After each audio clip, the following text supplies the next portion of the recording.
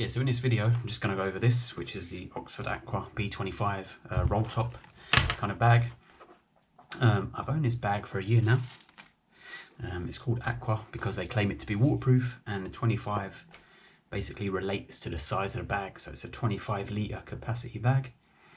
First things first, I do recommend the bag and I do think it's really good, but it's not entirely waterproof. If we unzip this and put a hand into this kind of front pouch, basically all the way down around the area is where this front pocket is, and this is your kind of easily accessible kind of pocket. So I'd imagine a lot of people might put phones and stuff like that in there, keys and whatnot. And the problem is that this black stuff, which I can show you on here, which is kind of meant to be, it waterproofs the zip and it stops water getting through the gap. So if we basically zip that back up, you can see the issue there. And after about 6 or 7 months use, I noticed that this stuff had started to fray. And what that means is that when it does rain, this pouch will just fill up with water. So you have to be very careful what you put in here.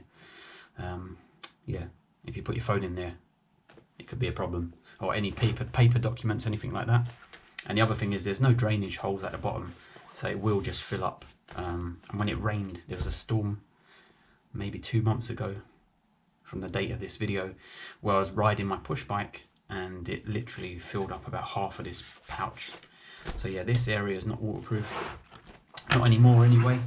The main area is, because in order to kind of block any water going through here, you just roll the bag.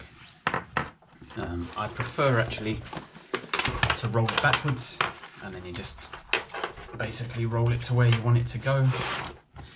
You use the little kind of side fastening clip, and then there is a little lever there which is a bit short for me to grab, but you essentially just pull on that and you get it to where you want it to be, how tight you want it to be and whatnot. So yeah, once that's kind of rolled, it's very difficult for any water to get into this kind of area. There is this rear pouch as well, which does have a hole here, so this isn't waterproof because this is basically designed for hydration packs, so you can have your straw sticking out and you can have a drink when you're maybe riding an enduro bike or cycling or something like that. So yeah, the main compartment is waterproof, but the other two are not. So yeah, let's look at some of the features. It doesn't really have a lot. Personally, I don't think it needs them. You have this loop here, which is designed, if you're cycling, you'd run like a rear brake light on there and clip that onto there so people can see that nice and high on your back. And you basically just have these two mesh kind of pockets, which I guess are for bottles or something like that. Personally, I don't really use them. I could kind of do without all this stuff, it doesn't really bother me.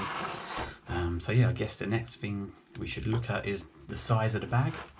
So from the bottom here all the way to the top, in the biggest kind of unrolled form, you're looking at 70 centimeters. The width of the bag roughly is about 40 centimeters, and if we roll the bag down to the smallest size, which I would probably say is up to the straps, it then changes from 70 centimeters to a 50 centimeter bag. So there's your kind of dimensions. And in terms of what you can fit in this 25 litre pocket, I did another video when I came back from shopping, so I'm going to run that now and then I'll get back to you with the rest of the review. Yeah, so what I wanted to do is try to show you the capacity of the bag. I have had bags that are bigger in their capacity, but they had multiple pockets, so overall you couldn't fit as much in them. I don't really know how that works, but that's how it was. So we've got a bit of shopping in here. We're just going to weigh it. And the reason I want to weigh it is because it was still a comfortable bag to wear. It didn't like hurt my shoulders or anything like that. Yeah, so we're at 8.6 on the old scale. 8.6 kilos. As you can see, we're up to about, or if we undo this, you'll see better. Yeah, there we go. So if I go into the bag, so yeah, the shopping that I've got stops about there. So we've still got this much, which is probably about 20 centimeters, something like that, 8 inches of the bag left. As long as you roll the bag a little bit, even just this end bit, it will still be waterproof. So yeah, let's see.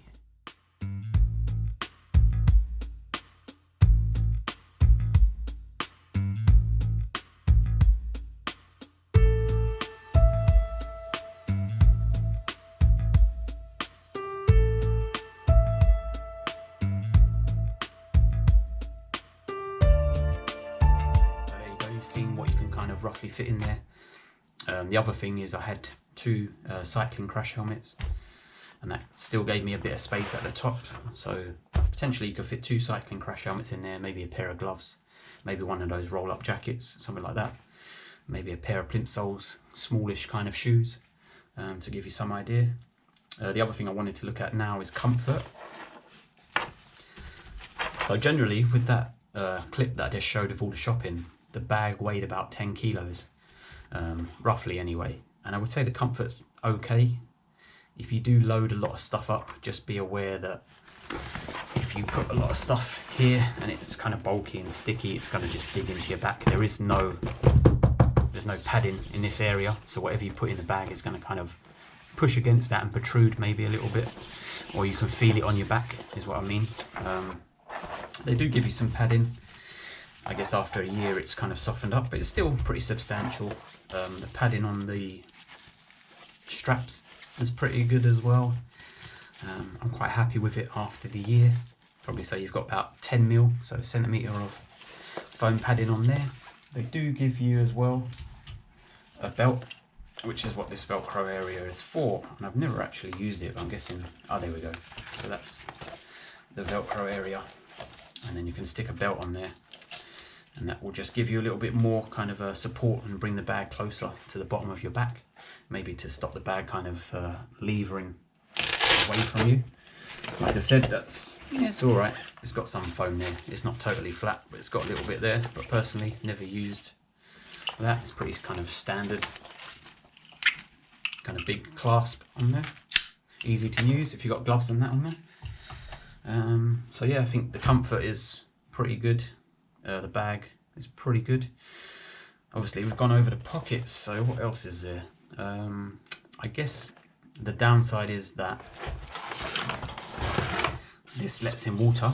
I guess the other thing as well is that when you are riding with this kind of bag, you do tend to have quite big like corners on it. So when you look over your shoulder, what you're going to end up seeing is like from here, where this fluoro yellow is, this luminous yellow is, to here, it's going to be in your vision. So whenever you want to change lanes or do anything like that and you look over your shoulder to check that it's clear, this will kind of obstruct some of your vision, so there is that to think about. But yeah, realistically, other than that, I think it's a really good bag. This waterproofing issue, when I first got the bag, it was totally fine, so it could just be my kind of, I don't know, use. Maybe there's some sort of oil you can put on there to lubricate that.